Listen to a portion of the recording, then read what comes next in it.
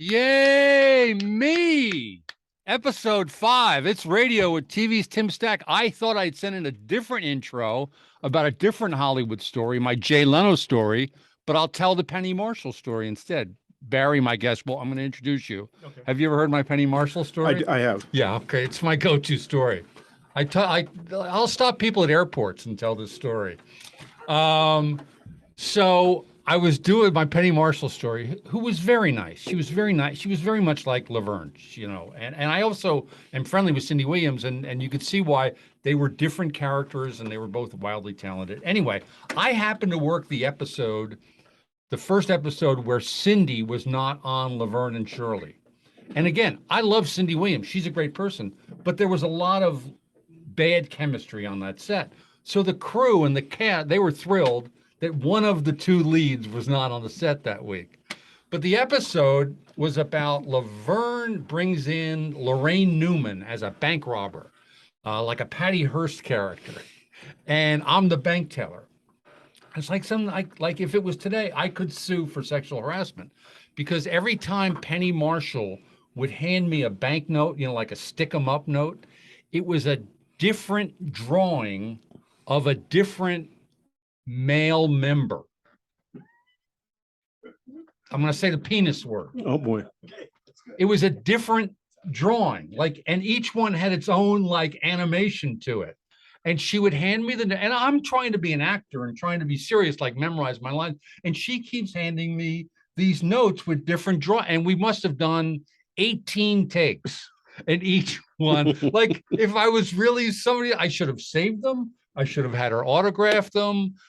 Anyway, I could go to court and make a lot of money. You haven't introduced me yet, but I watched her direct on the set of Big.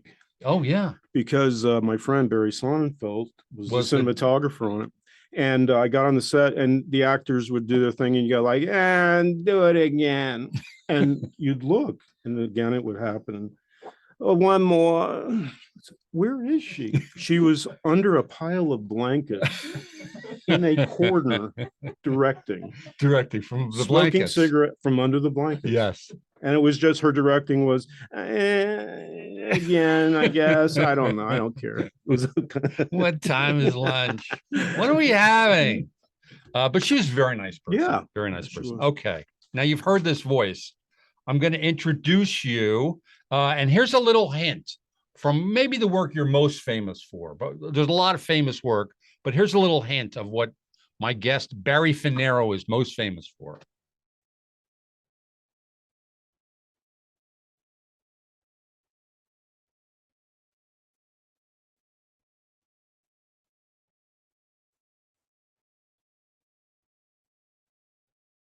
You guessed Barry Fanaro in Golden Girls. By the way, this is a good time for me to say, I think, thank you for being my friend. Thank you for being my friend. We're going to talk about that because Barry and I have known each other for oh my God, 42 years. That's a crazy number. And we're going to talk about that. I just want to get introduced. This was the voiceover. This is my intro for Barry. He's a 2-time Emmy winner for correct me if anything's wrong. Like Rachel Maddow always says, correct me. So he's a 2-time Emmy winner for Golden Girls. Trump is not in jail yet. Correct me if I'm wrong. Oh. 2-time Emmy winner for Golden Girls. Wrote on the TV show Benson. I remember that. Through a Groundling connection, which we'll talk about. He wrote the movies Men in Black 2, The Crew, Big Trouble, I Now Pronounce You Chuck and Larry, and the classic, and I know this having pulled clips this week for this interview, watching it again, is Kingpin, which is absolutely one of the easily top 20 laugh out loud movies, I think. Thank you. And it's on a lot of people's lists. It is. People like Kingpin. A lot of people in prison. Well, they have lists. Right next to the numbers, how many days left they have in prison. They write I'm huge fraternities and prisoners are big fans of Kingpin. Didn't you tell me, Joe, your son went to college and when they found out his dad wrote Kingpin, they Please lost it. Come in.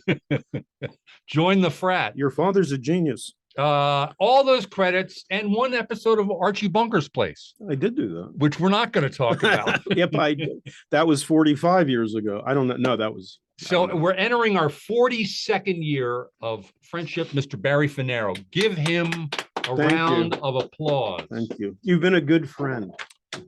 We met at the Groundlings in 1980. 80, yes. Right. And how did you find the Groundlings? I had graduated from film school, NYU Graduate Film School, and I came out to Hollywood with my film that I made that had won all these awards. And I got to Hollywood and no one cared. Nobody cared about the award-winning film. Nobody cared. So, and then I used the tried and true method to get my first shot in Hollywood. I bugged famous directors.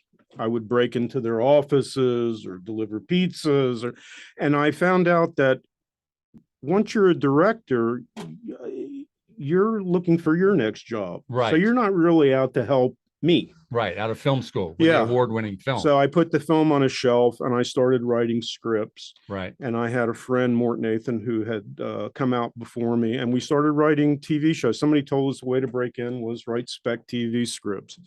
So we wrote those, and we couldn't get them to anybody because, it's also the thing about you have to have an agent to get a job. Right. You need a job to get an agent. Hollywood is loaded with catch-22s. Yeah, so we couldn't figure that out for a little while.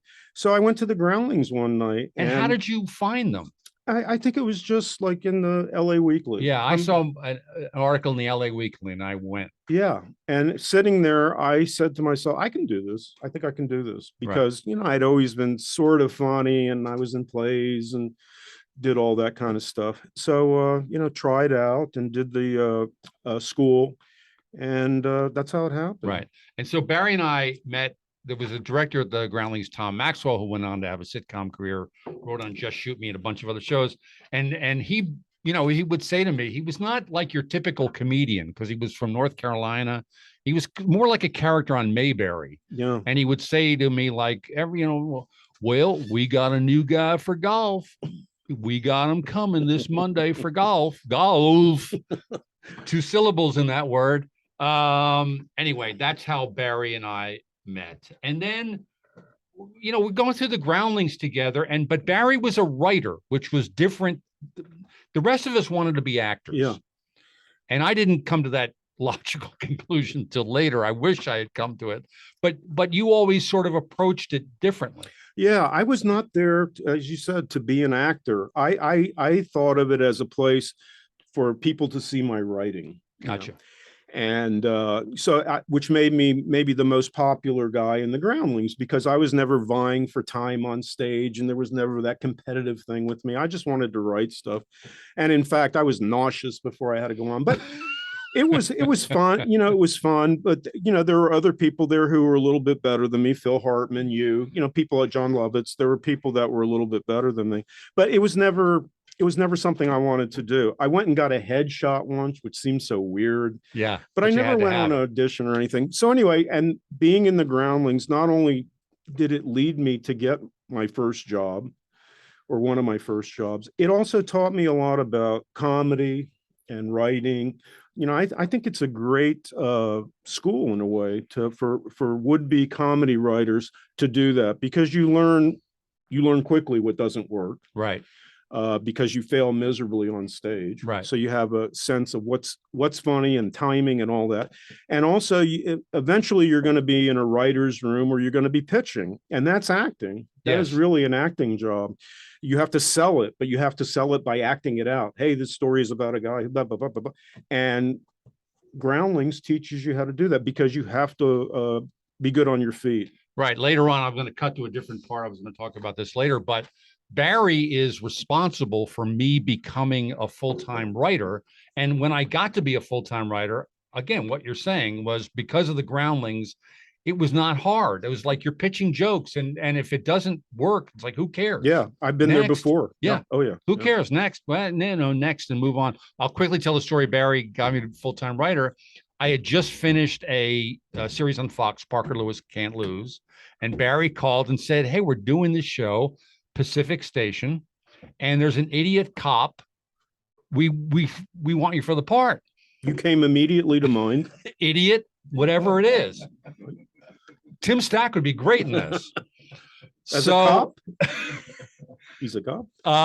So I said, that sounds great. I don't even need to read the script. It's Barry and Mort. It's Pacific Station, idiot cop. Great, let's do it. And he literally calls me 10 minutes later and says, I don't know how to tell you this, but the network, we won't say who was running NBC at the time, said Warren Littlefield.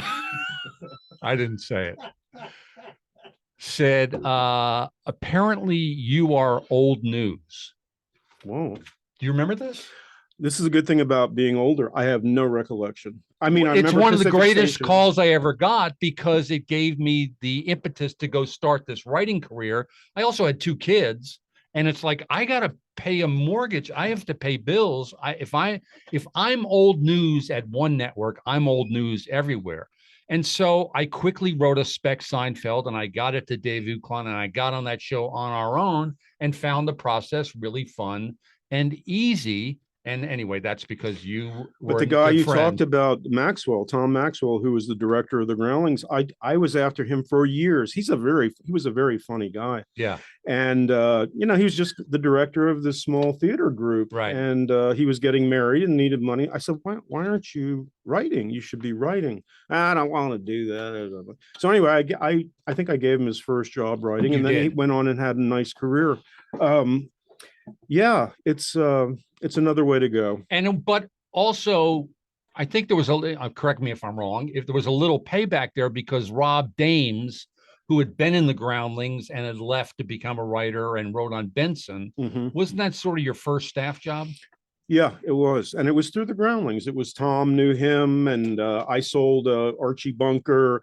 And then that was enough for him to call Rob. Hey, give him a try. Got to try. You know, we got our foot in the door. We had been auditioning for that spot for years. So when the time came, we were able to step up and do it. Right. You know, so, and then once we got in the door, no one was going to get us out. You know, we were the ones that we worked weekends. We worked, you know. You did. Barry's golf life disappeared. We would play golf on a weekend. Now Barry's working this weekend.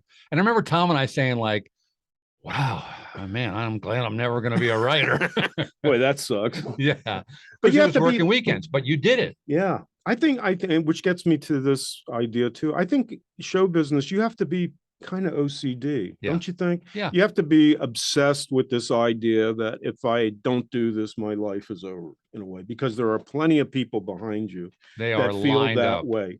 And you have, you know, it takes every moment of your time, but it's, in a way, it's not like work. It's the thing you're passionate about. You've been involved with it for years in one way or another. And finally, when you get your chance, it's like, yeah. And on the half hour side, you're generally in a room with a lot of funny people. Oh yeah, the funniest people. If they're not funny, that means that they could be problematic because they'll stir up trouble because they know they're not funny. That's a whole other discussion. But comedians in general are very smart. You know, forget about being funny.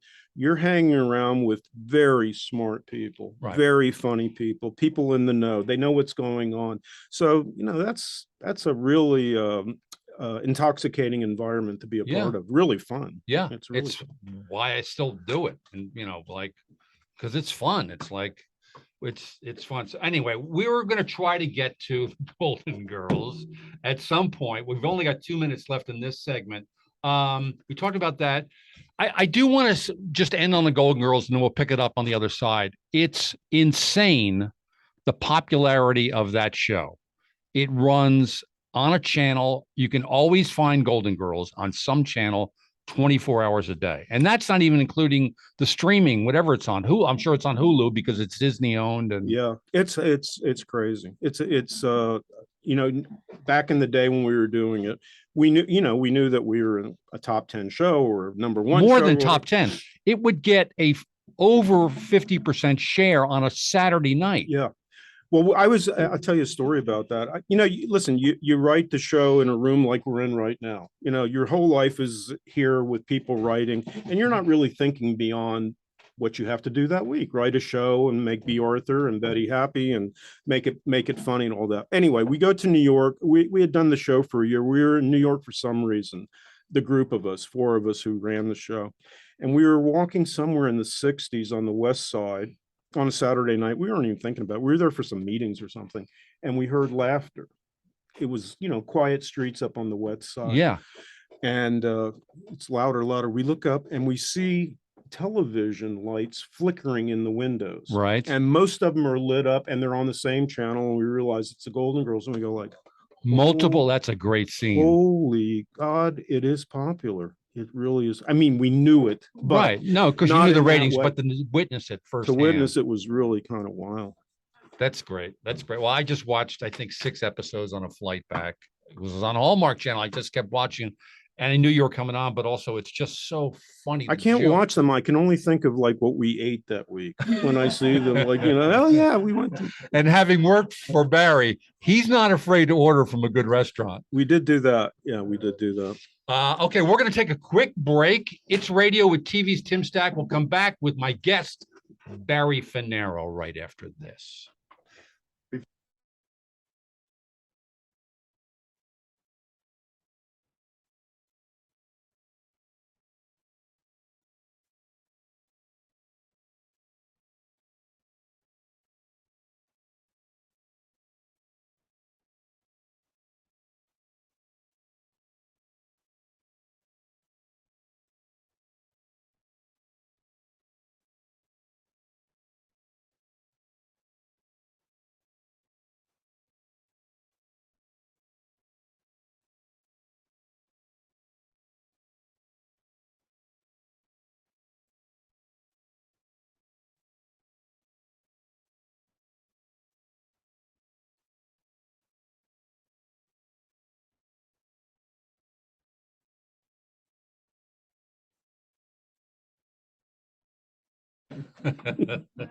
Very good, very good. Just one of the many clips you can. Oh my God, YouTube Golden Girls clips.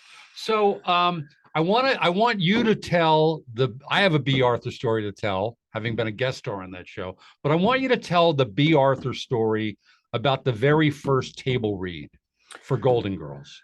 Yeah, I don't want to give too much of the backstory here. It's sort of complicated. But anyway, Susan Harris wrote the pilot for the show.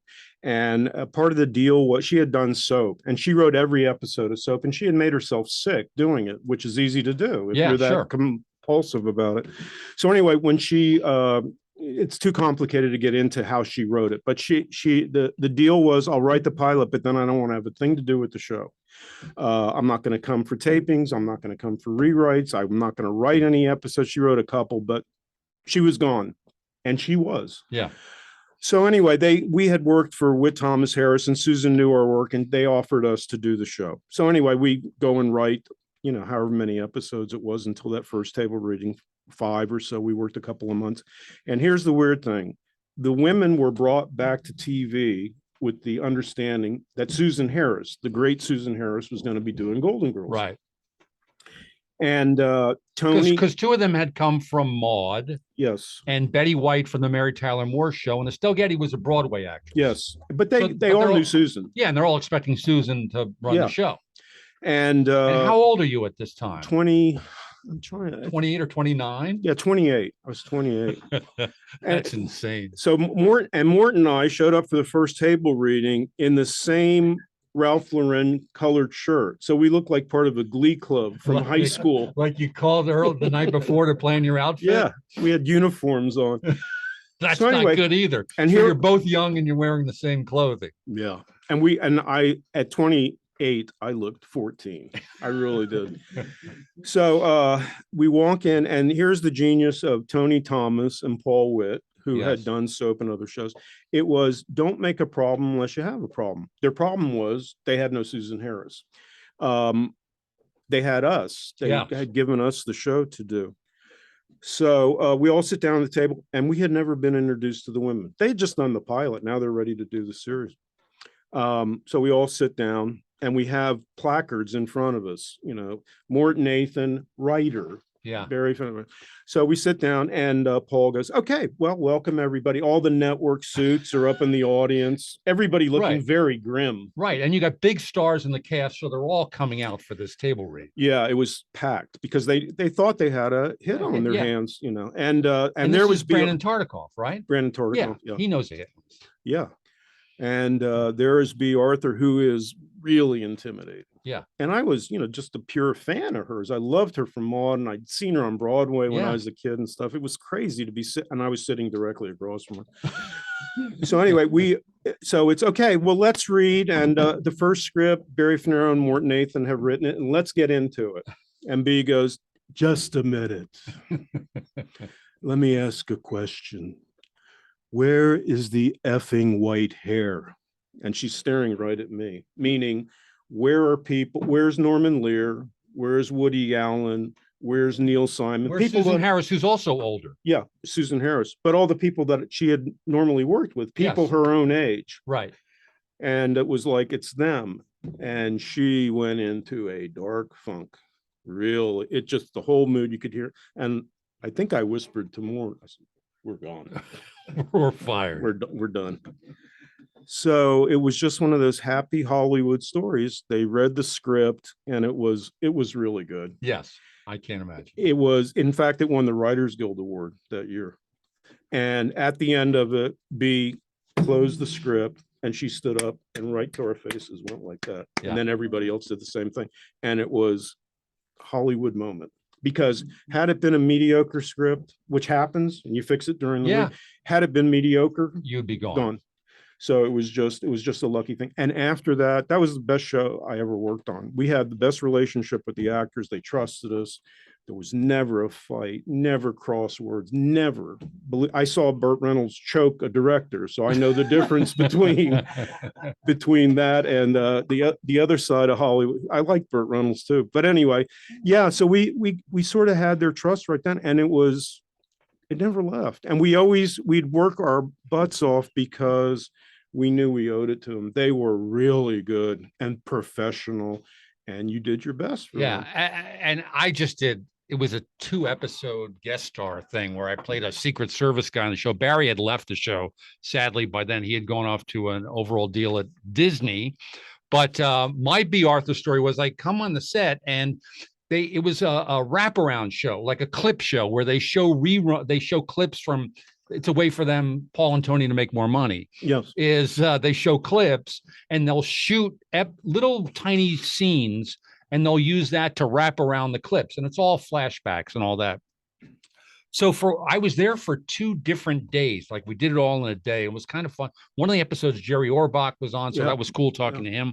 But my first day on the set, I'm standing there, and this AD, assistant director, who I'd worked with before on Benson, he comes up, and I feel somebody staring at me, and I'm looking around, and it's B. Arthur staring at me. And as you said, it's wildly intimidating. She's so good, and that voice, and at this point, this show is a behemoth hit. And I look back, and she's staring. Finally, the assistant director comes up to me and he goes, "Tim, do you want to know why B is staring at you?" Yeah. What's going on? He said, "You're chewing gum." Oh yeah. And so I was far off the set, far from them rehearsing, but I guess it was loud enough, which says something about my teeth. So I quietly just put out the gum, and I throw it out, and I come back to the set, and literally like 3 minutes later, B comes up to me. "Hello, Tim. I'm B. Arthur. I've heard so much about you. You're at the Groundlings. Apparently you're very funny, and welcome to the show." And it went fantastic. That's classic. But those women were so professional and so like we know we're big stars, but it never felt like it was going to their heads. No. And I don't know if they got along or didn't get along. You would have never known that on the set. They really did get along. It was just, the stories came out later that B and Betty did not get along because they had 2 different approaches. B came from Broadway, where your lines, you hit your mark, you do the show, you get your martini, and you go home. That's the way it works. And Betty, she had done everything: commercials, game shows. She would do anything. She just liked to be out there in the lights. So what happened that started rubbing B the wrong way is somebody would go up on the line, and Betty would get up from the set and walk to the audience and get like, "Well, that wasn't my fault. I knew my lines." Right. Just to entertain. And they would roar because an audience loves it when a cast member breaks character and comes out, and you would see B like, rolling her eyes and stuff. So, you know, there was always sort of that little bit of tension, but maybe once, twice there was an argument. I never saw any of that. It was so professional. I think I told you this like a while ago. Estelle Getty had trouble with lines. She later died of an Alzheimer's disease. I forget. Right. Anyway, so I think that was the beginning of, you know, that showed up with her not being able to remember lines. And it, you know, it was me who came up with this idea that she would tell these long stories. Picture it, Sicily, 1941, a little girl. And it was a page, and we'd get to it, and I'd look at her and she's, oh my God. And I would go down during the week and I'd run lines with her. I said, it doesn't matter if we can get it in pieces after the audience leaves. They love these stories that you tell. Oh yeah, my they are God. so funny. And she dreaded it, but she would stumble through that. Had she not, that would have been, it would have been shot in a half hour. Right. Because the other people were, and that frustrated Estelle more too, because she was trying to keep up in a way. She wanted to be as professional. Yeah, sure. And she was professional. And she had been on Broadway. She won a Tony in Broadway. So it's not like she didn't know how to memorize lines. Yeah, she was, in fact, she was great in that show, Torch Song Trilogy. She was fantastic. So I didn't even have this on my notes to ask you, but when you said you whispered to Mort, "We're gone," I'm remembering the Emmys when you won the Emmy, and you told me that Mort whispered to you, "I think we're going to win." Like you did not expect that at all to win the Emmy. And neither did Susan Harris. Right. She expected to win for the pilot. Yeah. And you guys won for the script that you're talking about. Yeah, it was a different script. It was the Little Person script. Okay. Anyway. And I believe Milton Berle was your presenter. Yeah, and he said, and the winner for the Emmy is Barney Fanaro. Barney Fanaro. So I had to go up and I go like, my mom's watching, and it's Barry, because I know she'll be upset. Yeah, that was a surreal. And then you told me you went off stage, and the first thing, it's sort of dark. You're these bright lights, and you're walking off stage and it's dark, and all you knew was that somehow your head was between Linda Evans' breasts. Yes, she came up and gave me a hug, and she gave you a hug, and somehow your head goes right in there. I love Hollywood. I love it. Also, a weird Milton Berle story is, so he presented this award, and it's, you know, the whole thing is surreal. You look out and there's, you know, just a million people in tuxedos, and everybody's beautiful. Yeah. Like, now I'm talking. It's just so weird. And they take you off and you go behind, you get Linda Evans to rub her bosom on you. That's part of the award. And then you go out of the auditorium outside, and you walk along, and then they take you into the back where they do interviews. Right. The press is there. Yeah. So anyway, so we're with Uncle Milty, who is in white kabuki makeup for some reason. It was very odd. I still have the pictures at home. So what the hell was that all about? And so we walk outside, and there were a bunch of kids outside. Yeah. Hey, could we have your autograph? They don't even know, you know, anybody. We're holding a statue. And Milton Berle, I can't even say it because we're on radio, general radio. Screaming at the kids. And they run off because this guy's screaming, who looks like Dracula. And he turns to us and he goes, "You guys are big shots now. That's how you treat people." Oh, that's a nice story, Uncle Milty. Thank you. I think he was making a joke, but anyway, we kind of became friends with him after that. He would invite us to the Friars Club and stuff, which was a kick, you know. Okay, time for another break on It's Radio with TV's Tim Stack. My guest is Barry Fanaro. We're going to come back and talk about his movie career right after this. Right. Thank you. Clear? Good. All right, here comes the next segment.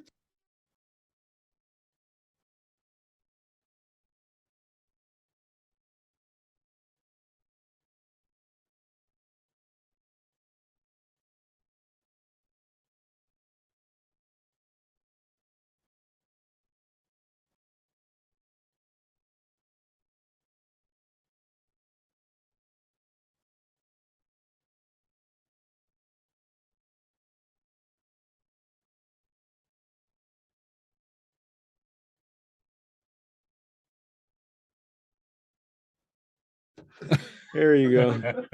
Can we use that clip? We'll find out later. Thank you for being a fan. Oh, that script makes me laugh. That movie makes me laugh. So I want to talk about Kingpin and how we got into that, but I want to go back a little bit further. And you grew up in, maybe because I'm a baseball fan, you grew up in a very interesting town.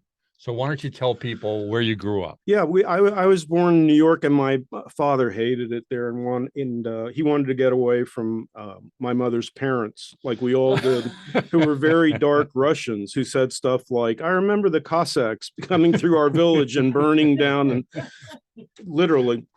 And that was a good day. So anyway, he had been in Vero Beach, Florida, because some friends of his, and so he built a home there. So we moved to Vero Beach when I was very young. What did a house in Vero Beach cost? I remember that, $12,000. $12,000 for a home in Vero Beach, Florida. $12,000, and near the beach. Yeah, because you didn't want to be on the beach because there were too many insects. So a lot of people did not like in the 60s to be near the beach. Anyway, so I grew up on a dirt road. We had one bathroom, but I had great parents. So they were great parents. Yeah. So I didn't even know how poor we are, but it was unbelievable. It was a very innocent time, and lived on a dirt road and near the beach, and we went surfing, and it was it's, I don't know. It was a very blessed childhood that I had. So anyway, but Vero Beach is known for nothing except for grapefruit, Indian River grapefruit, ruby reds, and they don't have it anymore. It was all wiped out for hurricanes and stuff. The grapefruit. Sorry about Nor do they have the Dodgers. And they don't have the Dodgers, the other thing they were famous for.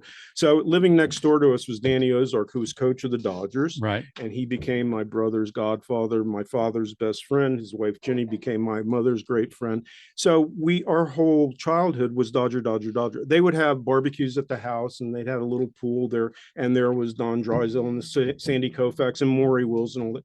And I mean, even as a kid, I knew not everybody got to do that, but I didn't know how weird and special it was to be hanging out with these guys. So that was a lot. It was a lot of fun, and that was part of the fabric of the city. When spring came, the Dodgers came to town, and it was a whole different vibe. People came in to see the games and all that, and it was, as I said, a different time. They would play a game, and they would go off to the locker room, and you'd walk with them. Right. Hey, Sandy, how you doing? Hey, good. To It's think just about so that. crazy. Yeah, I looked it up last night. In fact, Sandy Koufax signed. He had been playing for a while, and it was big news. He signed a 2-year contract for $70 grand. Wow, $35,000 a year. Yeah, he would be more than Max Scherzer now, who makes $43 million a year. Yeah, and he and Don Drysdale did a contract. Right, they together. held out. They held out and did a contract together, and I think it was combined $200 grand for 2 years. Wow. Unbelievable. Yeah. So, but I also think, having grown up in Doylestown, Pennsylvania, which was we had roads, but it was still like a small town. Yeah. But you still rode your bike everywhere. But I do think the mind of the comedy writer, or writers in general, it's like when you are left to your own imagination, when you sort of have to create your own fun. Oh yeah. And all you have is a bicycle and your imagination. Yeah, no and question. It sounds like very much. That's what it was. And my window to the world, and my brothers, and we were both funny and liked funny, was TV shows. Yeah. So, the Danny Thomas Show, and Jackie Gleason, and all the Honeymooners, all that kind of stuff. That was our window to the world, and that was all New York. So that was my idea forever. I'm going to New York, and I don't know what I'm going to do, but I'm going to be like Danny Thomas. I'm going to come in and yell and be funny and be married to a hot redhead. Yeah, because that's what happens. You can look like Danny Thomas, but still get a hot redhead. Yeah. And it's odd that later in my life, I worked with Danny Thomas and his son and all that. So it's, just such a weird thing. But, you talk about how do these things happen? And you only know when you look back, the breadcrumbs that left. But, it was the TV shows that we were compulsive about. And then I got a job as an usher in the one movie theater in town, the Florida Theater. And I clearly remember this is where really the idea kind of sunk in, because I would have to stand in the back of the theater as the usher, break up people having sex with a flashlight. Yeah, you wouldn't do that now. I had the hat like this and the epaulets, and it'd be like you'd flash the light. But I would stand. The guy who owned the theater made me stand the entire time that the movie was running. Sometimes there'd be nobody there, And you'd have to still stand. stand there. Yeah. So I would watch 2001 30 times. Which movie did you see the most? Like 2001, The Graduate. It was during that time. My brother saw The Graduate. He was a movie usher, and he saw it like 460 times Me too. or something. I did too. Yeah. So the idea popped into my head as I'm watching it. After you watch it 50 times, Right. It's like I'm not really that interested anymore, but you start examining it. And I always kind of imagined myself, I never imagined myself on screen, not Right. an actor, but there'd be a Western, and I imagined that the crew was where I was standing. So it's weird. It's a Western, but there's a guy in a suit over Right. here, and there's a normal woman, and the sound. I said, that's got to be kind of fun. That like you tell people what to do, and it's like, Right.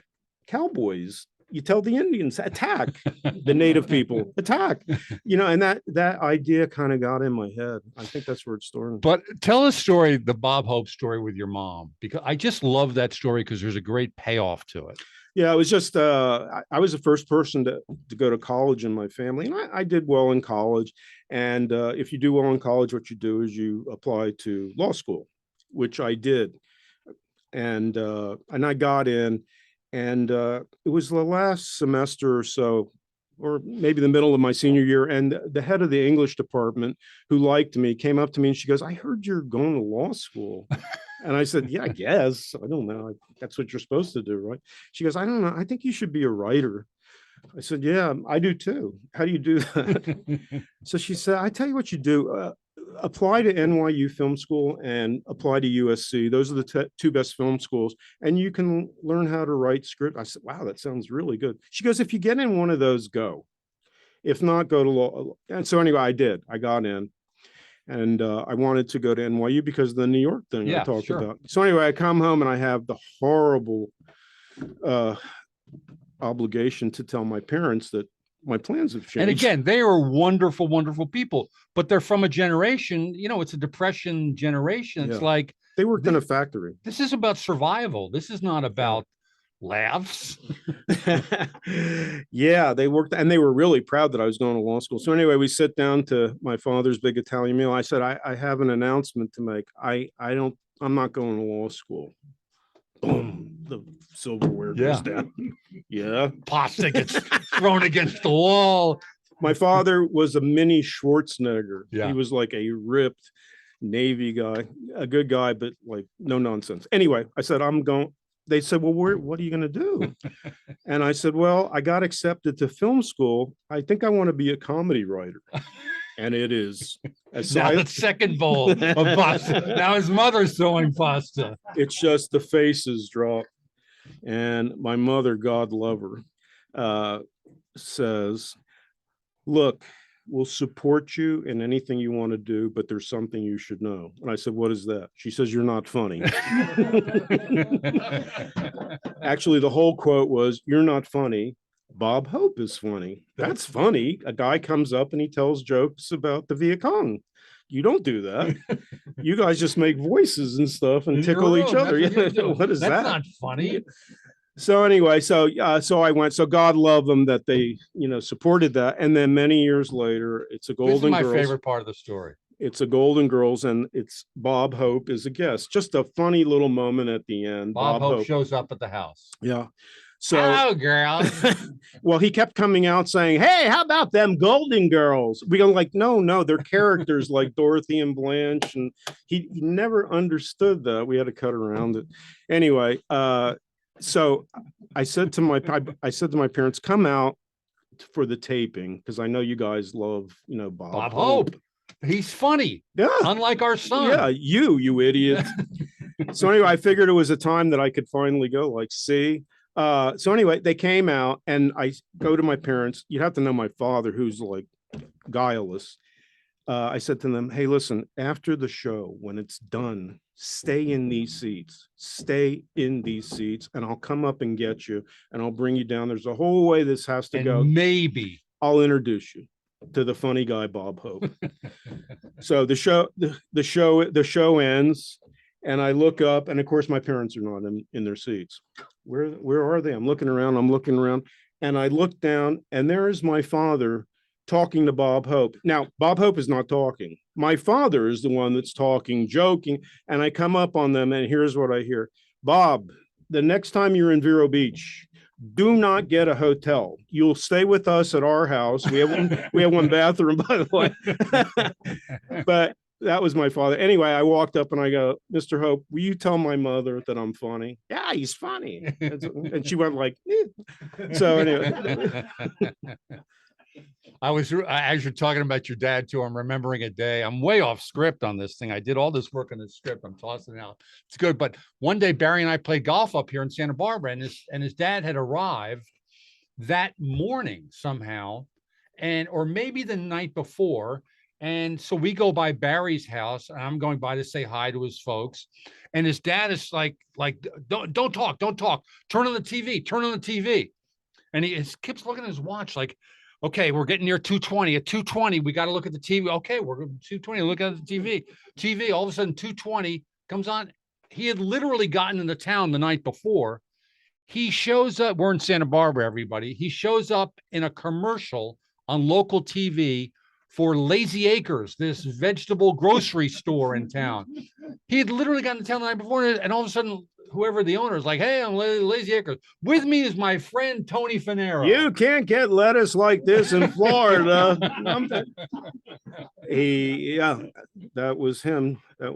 Oh my God. Speaking of the Dodgers and him, I applied to NYU Film School. I guess it was that. Anyway, yeah. So he goes, that's going to be a tough get. I think I said I did get in. I don't remember exactly the timing, but anyway, I needed a scholarship for something. Yeah. So he calls up Walter OMalley, the owner of the Dodgers. Yes. Hey, this is Tony Fanaro. I don't know if you remember me. I made the sign that's at the front of the gate that says this way, because he had a marble company. And he goes, my son, blah, blah, NYU. And Walter OMalley, just shows you a different time too. Yes. Come over. So I do remember going over with my father to Dodgertown. A Cadillac pulls up. Walter OMalley and Peter OMalley are in the front. And we get in the back and we start driving through. It's like a mob conversation.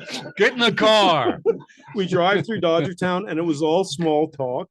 And finally got out, and he said to my father, yeah, he seems like a nice kid, all right. So I have somewhere a letter Walter OMalley, who didn't know me from Adam, wrote saying, you should take him to. And did give him a scholarship or something? Oh, he should give him one. I'm not doing it. I only own a baseball team. I gave him a ride in the car. Yeah, see, he's okay. The father made the sign. Okay, we're going to finally get to Kingpin at some point. Just quickly, I'm going to brag for Barry for a second.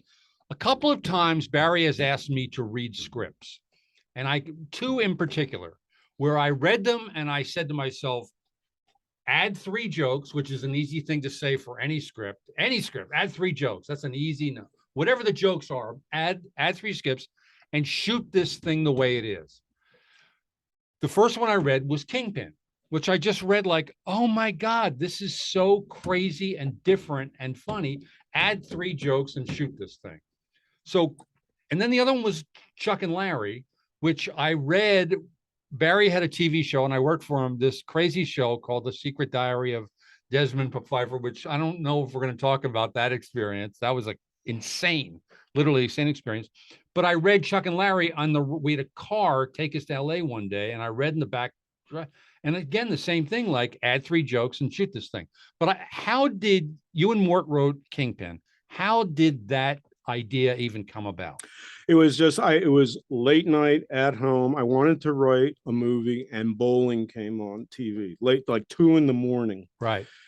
And what struck me was it's the dopiest thing in the world. Right. Pro bowling. Right. But the guys with the hair and they take it super seriously and stuff, and they take it so seriously. And the 12 people in the Bowlerama who are the studio audience go nuts. Dozing off or going nuts. Yeah. And but they're the way they carry themselves is like elite athletes.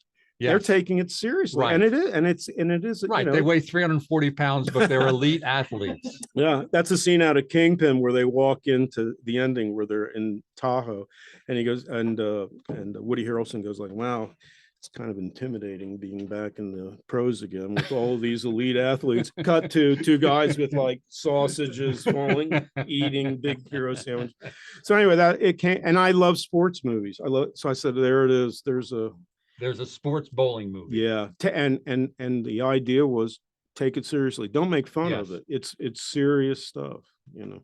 That's so fun. Okay, we're going to take a last break. You're listening to Barry Fanaro on It's Radio with TV's Tim Stack, and we'll be right back.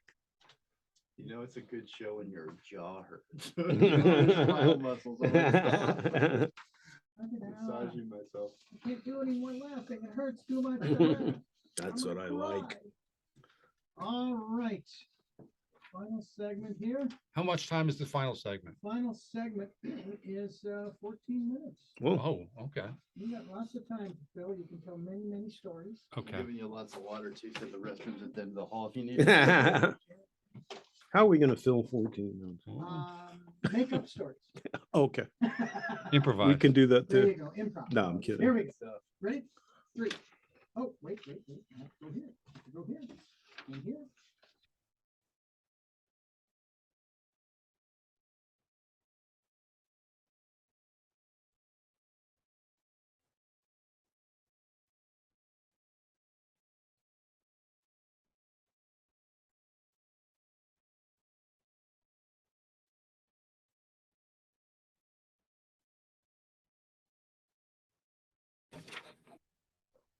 Okay, we're back. It's Radio with TV's Tim Stack. Writer Barry Fanaro is on the show. And that was a clip from Chuck and Larry, where Rob Schneider plays an Asian minister. Yeah. What's Which- wrong with that? You're looking at me like I did something wrong. Well, you did not cast that movie. I did not. You just wrote the movie and sent it in. So that one is not on you. I got a lot of help from who's the star of that? Adam Sandler. Right. I got help from him. It was sort of a different movie when I wrote it. It was and wasn't. It's really odd, but it was sanderized. You know, he did it and he put in, you know, it's his style of jokes. It's not necessarily my style, but you know, in the end, it's a good movie. It's funny. Again, I do want to go back to Kingpin at the time, because one of the things I remember when I was reading it was it didn't, at the time they were making big comedies, and that did not read. That film read to me more like an indie film almost. But then I think I remember you telling me, like, at one point, were you going to try to get Jack Nicholson to play Roy? You know, his name came up, but who was signed to do it, who loved it and wanted to do it, was Michael Keaton. Ah. So, and then Keaton, who I thought was a great idea, to play the Woody Harrelson. Although in the end, Woody was I can't even think of anybody but Woody Harrelson. No, he brought a whole other quality, just So anyway, Keaton goes, I really like it, but he wanted it even a little bit more straight, even take some of the jokes out. We ended up putting more jokes in because the Farrelly brothers, you know, directed it. So it became, it was the kind of the first of those outrageous comedies. Do anything, say anything. You don't like that joke, here's another one. And it was just big, one after another. But Keaton wanted it to be more of a character piece, and the Farrelly brothers go, you know, we don't know how to do that. Yeah, it's funny. It's almost like he had the opposite note of mine. Mine was add 3 jokes. His was take away 3 jokes. Yeah, just make it more real, which but there's a realness in the script. Again, it read sort of like an indie film, this down and out bowler. And I think it's still there, you know, the bones of it are of that idea. I mean, I think probably of all the movie scripts I wrote, more of the original, what I wrote, it's like 80% Xeroxed. It really is. You know, the Farrelly brothers brought stuff, and Bill Murray, once you get him, you know what you're signing on for. He's going to do a lot of stuff that he wants to do, and he is hilarious. In fact, in a lot of Sports Illustrated, I think it's one of the best sports movies of all time. And it's because of Bill is what they're saying. He's one of the great villains in sports movies. It really is. And he's hilarious. And the hair, which you had written in the script, and how they managed that, whatever it was. Yeah, it was engineering feat to get that hair going. But anyway, yeah, it was, it's one of the things that I've done that I could still watch that I really, really like. And then I do want to talk about, because I worked for Barry and wrote on the show, The Secret Diary of Desmond Pfeiffer, which was a show that Barry and Mort created. At the time, if people are fans of, I loved it because it reminded me of the English show Blackadder, which is Rowan Atkinson as this officious butler to Hugh Laurie's idiot prince. And season 3 of Blackadder is one of the great, funny, they jumped around time zones on that show, but season 3 is when the prince is, Hugh Laurie is the prince, and Blackadder has this knucklehead sidekick. And so what I think you were trying to do at the time was make an American version of that. And again, Blackadder was jumping around time zones. So again, I'm telling you your own show, but it was to me a very clever version of almost like Benson in a way, where Abraham Lincoln is the president. And the actor Chi McBride plays his butler with an idiot sidekick. And it was just funny and just kind of stupid. We had a deal at Paramount, and they were starting the UPN, United Paramount Network. Remember that, everyone? Yeah. So anyway, because they're paying us, they said, can you guys come up with something, help us out at UPN? So we went over, Dean Valentine was the president, and he goes, listen, just do something really. We have to make some noise. Yeah, they made noise all right. So we came in with a Blackadder-ish thing, and it was a little bit of a take on the Clinton White House. It was Lincoln. It was during the Civil War. It was not Abe. It was like this guy, it was more Bill Clinton. Yeah. And he was addicted to telegraph sex, and his wife was a pain, and it was all this. It was really, really outlandish and really funny. We had a great time. Super funny. We had a really great fun room. We laughed so much. So anyway, it premieres, and then all of a sudden it got on the air. Holy hell broke loose. The African American community, leaders, and they felt that you are not allowed to do. Listen, I understand now in retrospect. You can't do anything about the Civil War because that's a time that's very painful in history and all that. We were just looking to make it funny. Right. So it was both a show that was maligned, and it was picked. Newsweek, when that was a magazine that people read, was the number. We pick it as the best show of the year. Right.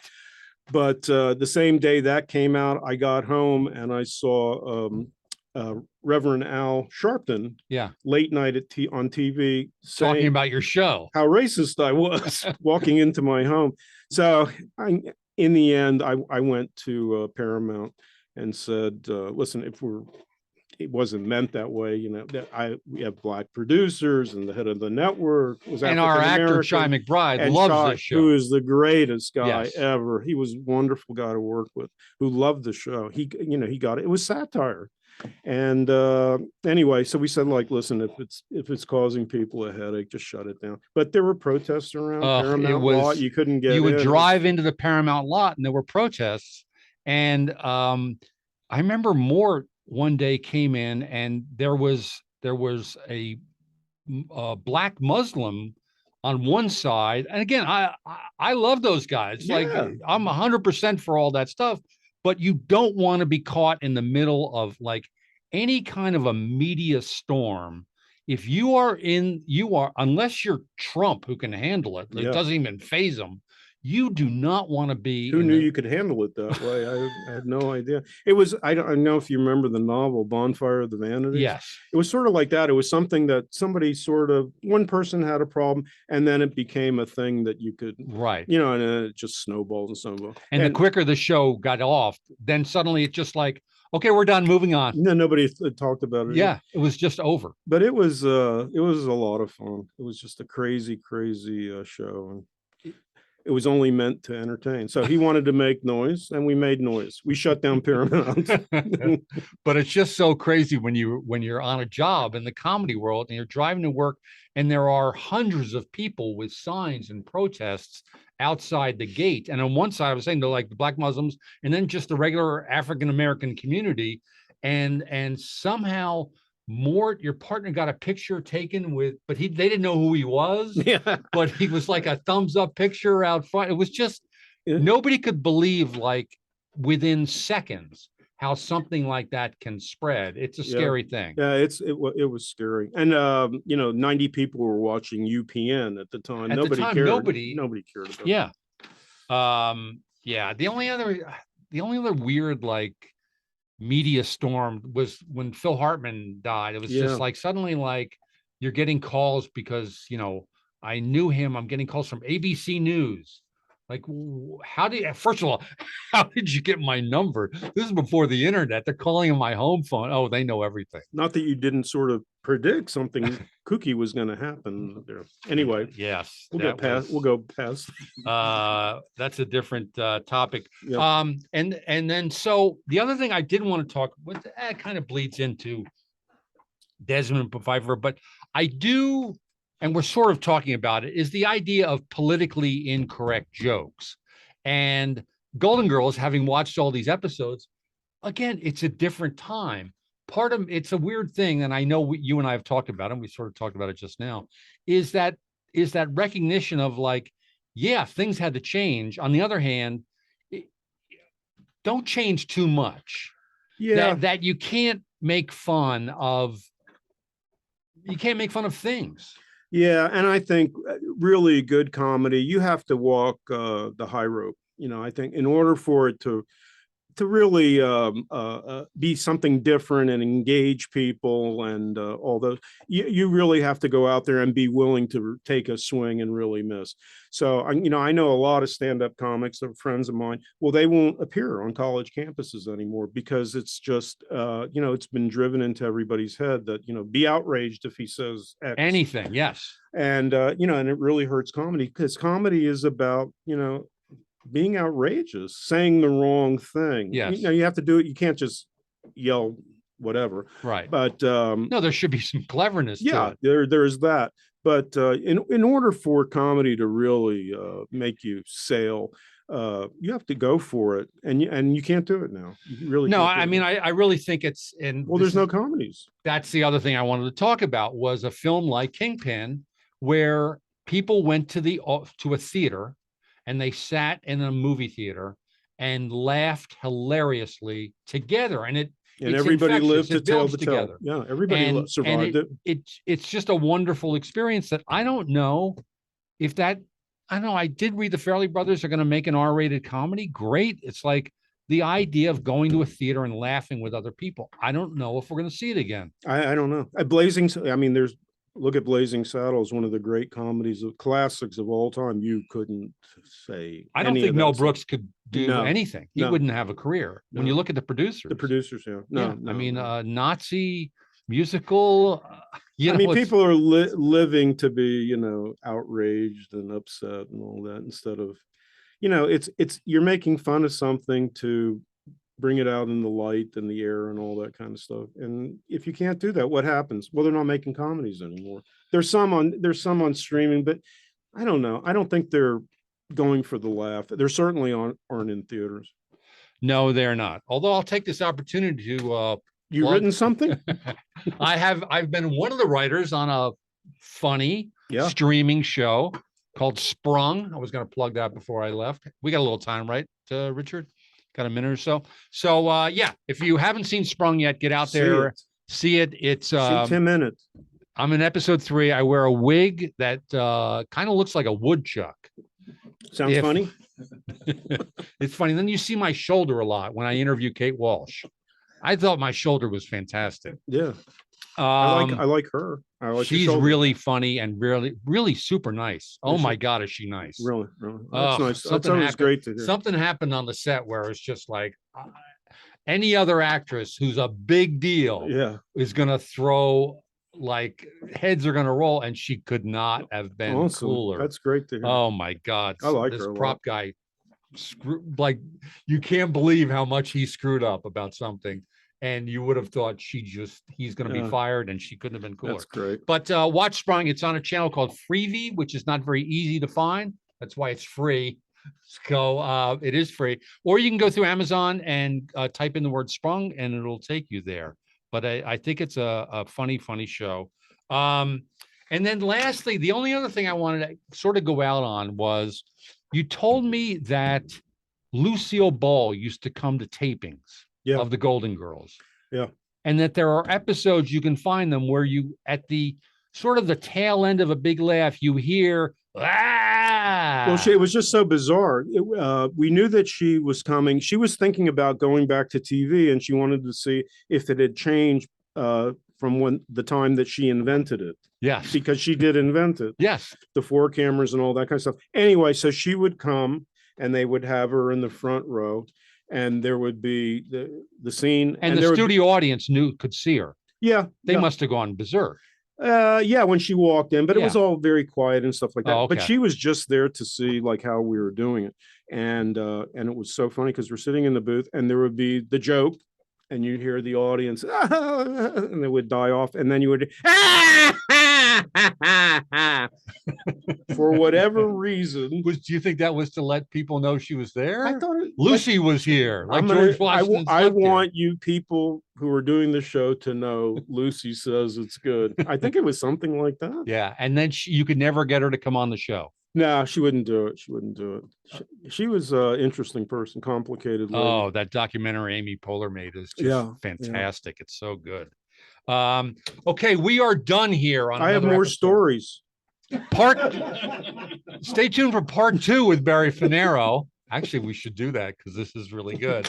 At least in my opinion. What do I know? Who cares? We liked it. Jeremiah Alexis. Speaking of Jeremiah, Thanks, Jeremiah. Thanks. It's Randy. TV's Tim Stack is part of the Jeremiah show here, and he's a wonderful producer. And now we're talking about doing some TV, which I won't announce till it's done. But anyway, thank you to him. Thank you to Dr. D. Richard Dugan, the engineer, and Thanks, Dr. Dugan. and we'll see you next time on It's Radio with TV's Tim Stack. Very good. All right, you're clear. Okay. We could, drop, if we could, very real quick, like promote Tim's show, just like hi, it's or whatever you're working on. Promote what you're doing. First say your name. Promote what you're doing, then say you're on It's Radio with TV's Tim Stack. That cool? Yeah. When Richard will count you down. All right, I will cue you. We'll put Stand that in by. the shows so we can promote whatever you want to promote. So over here, stand by 1 second here. Put that right there. Here we go. In. Whoops. There. Whoop, whoop, whoop, whoop, whoop, whoop. Come back here. 3, 2, 1. Hey, this is Barry Fanaro, Emmy Award-winning writer who's just written something for Netflix that they don't want. Here to promote Tim Stack's show, Tim Stack on the radio. I don't Let's know. try that. It's radio with TV's Tim Stack. Okay. All right. That was funny though. Yeah, I liked it. I'm not You losing. just it. want the last part, right? Yeah, that's what the last part. It's All right. radio It's with radio with TV's Tim Stack. In 3, 2, 1. Hey, this is Barry Fanaro with my good friend Tim Stack. We're here on It's Radio with Tim Stack. Is that it? With One more. TV's Tim Oh. One more. I think It's radio with TV's Tim Stack. This is why I wasn't an Think actor. of the line. 3, 2, 1. Hey, this is Barry Fanaro, and I'm on It's Radio with TV's Tim Stack. There you go. Oh, You got it, Bobo. You are Hey, in. how about these Last- Golden Girls?